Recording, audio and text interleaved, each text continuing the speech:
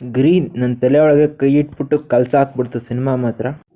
ಅನ್ಇಂಟ್ರೆಸ್ಟಿಂಗ್ ಆಗಿ ವರಷ್ಟು screen ಪ್ಲೇನಲ್ಲಿ ready ಆದಂಥ cinema ಇದು. ನಾನು ಇದ್ದಂಗೆ ಸ್ಟ್ರೈಟಾಗಿ ಯಾವುದೇ ಫಿಲ್ಟರ್ ಇಲ್ದಂಗೆ ಮಾತಾಡ್ತೀನಿ. ಅದಕ್ಕೂ ಮುಂಚೆ ಎಲ್ಲರಿಗೂ welcome back to my channel. ನಿಜವಾಗ್ಲೂ ಈ ಒಂದು ಸಿನಿಮಾ ನೋಡ್ಬೇಕಾದ್ರೆ 3-4 ಸರಿ ತೂಗುಡ್ಸಿದ್ದೀನಿ. ಅಷ್ಟು ಅನ್ಇಂಟ್ರೆಸ್ಟಿಂಗ್ ಆಗಿ ಸ್ಟೋರಿನ ಬಿಲ್ಡ್ ಮಾಡ್ಕೊಂಡಿದ್ದಾರೆ. ಕಾನ್ಸೆಪ್ಟ್ ಓಕೆ, ಎಲ್ಲರೂ ಕೂಡ ಸಖತ್ತಾಗೆ ಥಿಂಕ್ ಮಾಡ್ತಾರೆ. ಬಟ್ ಅದನ್ನು ಕ್ಯಾಮ್ರಾ ಮುಂದೆ ಮತ್ತು ನಮ್ಮ ಕಣ್ಮುಂದೆ ತೊಗೊಂಬರ್ಬೇಕಾದ್ರೆ ಎಲ್ಲರೂ ಮಿಸ್ ಮಾಡ್ಕೊತಾರೆ. ಅದನ್ನೇ ಅಲ್ಲಿ ಡೈರೆಕ್ಟರ್ ಕೂಡ ಮಿಸ್ ಮಾಡ್ಕೊಂಡಿರೋದು. ಈ ಒಂದು ಸ್ಟೋರಿನ ನೋಡ್ತಾ ಇದ್ರೆ ನೆಟ್ಫ್ಲಿಕ್ಸ್ನ ಒಂದು ಪಾಪ್ಯುಲರ್ ಸೀರೀಸ್ ಜ್ಞಾಪಕ ಬರುತ್ತೆ.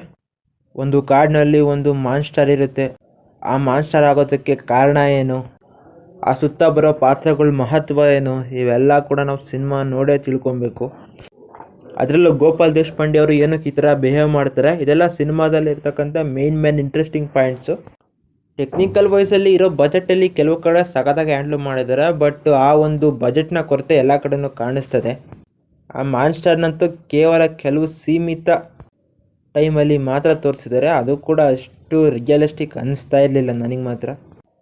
ಪಾತ್ರಗಳು ಕೂಡ ಸೀಮಿತವಾಗಿದ್ವು. ಬಟ್ ಒಳ್ಳೆ ಅಟೆಂಪ್ಟ್ ನಮ್ಮ ಕನ್ನಡ ಇಂಡಸ್ಟ್ರಿನಲ್ಲಿ ಈ ಥರ ಸಿನಿಮಾಗಳು ಬರ್ತಿರ್ಲಿಲ್ಲ. ಬಟ್ ಬೆಟರ್ ಇಂಟ್ರೆಸ್ಟಿಂಗ್ ಆಗಿ ಇನ್ನೂ ಚೆನ್ನಾಗಿ ಪರ್ಫೆಕ್ಟಾಗಿ ಹ್ಯಾಂಡ್ಲ್ ಮಾಡ್ಕೊಂಡು ಬಂದರೆ ಒಂದು ಥರ ಈ ಥರ ಅಟೆಂಪ್ಟ್ಗೆ ಒಂದು ಅರ್ಥ ಸಿಗುತ್ತೆ. ಗೋಪಾಲ್ ದೇಶಪಾಂಡೆ ಮಯನ್ನ ಆಗಿ ಚೆನ್ನಾಗಿ ಆ್ಯಕ್ಟಿಂಗ್ನ ಮಾಡಿದ್ದಾರೆ. ಮತ್ತು ರಾಜೀವ ಕ್ಯಾರೆಕ್ಟರ್ ಮಾಡಿರೋರು ಕೂಡ ಚೆನ್ನಾಗಿ ಆ ಒಂದು ಕ್ಯಾರೆಕ್ಟರ್ನ ಮಾಡಿದ್ದಾರೆ. ಬಟ್ ಏನು ಅಷ್ಟೇನು ಇಂಪ್ರೆಸಿವ್ ಆಗಿಲ್ಲ, ಓಕೆ ಆ ಒಂದು ಕ್ಯಾರೆಕ್ಟರ್ಗಷ್ಟೇ. ಇನ್ನು ರವಿ ಬೇರಿಯಾ ಈ ಒಂದು ಪೊಲೀಸ್ ಕ್ಯಾರೆಕ್ಟರ್ ಕೂಡ ಸಿನಿಮಾದಲ್ಲಿ ಸ್ವಲ್ಪ ಇಂಪ್ಯಾಕ್ಟ್ ಬೀಳುತ್ತೆ. ಬಟ್ ಸ್ಟೋರಿ ಅಷ್ಟು ಕನೆಕ್ಟ್ ಆಗಲಿಲ್ಲ. ಇದೊಂದು ಸೈಕಲಾಜಿಕಲ್ ಥ್ರಿಲ್ಲರ್ ಮೂವಿ. ನನಗಂತೂ ವರ್ಕ್ ಆಗಲಿಲ್ಲ. ಯಾಕೋ ಎಕ್ಸ್ಪೀರಿಯನ್ಸ್ ಕೂಡ ಸ್ವಲ್ಪ ವರಷ್ಟಾಗಿತ್ತು. ನೀವು ಸಿನಿಮಾ ನೋಡಿದ್ರೆ ನಿಮ್ಗೆ ಯಾವ ಥರ ಫೀಲ್ ಆಯಿತು ಅಂತ ಕಾಮೆಂಟ್ ಮಾಡಿ. ನಾನು ಮತ್ತೆ ಸಿಗ್ತಾ ಇರ್ತೀನಿ. ಬಾಯ್.